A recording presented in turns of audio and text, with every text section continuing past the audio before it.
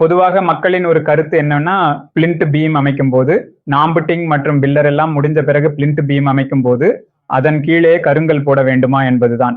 நாம் சாதாரணமாக ஒரு பிளின்த் பீம் வடிவமைக்கும் போது, அதன் கீழே உள்ளே எதுவும் தொட வேண்டிய அவசியமில்லை என்ற முறையில்தான் நாம் வடிவமைக்கிறோம். அப்போ கட்டிடத்தின் வலிமைக்காக நாம் கீழே கருங்கல் அல்லது வேறு எதையும் செய்ய வேண்டிய அவசியம் இல்லை. பிளின்த் பீமின் கீழ் சிறந்த முறையில் என்று சொல்வது ஒரு பலகை, அதாவது பாட்டம் பலகை அமைத்து பிளின்த் பீம் வைக்கும் போதுதான் சரியான நிலை கிடைக்கும். பிளின்த் பீம் வைக்கும் போது பாட்டம் பலகை இல்லாமல் செய்வதானால்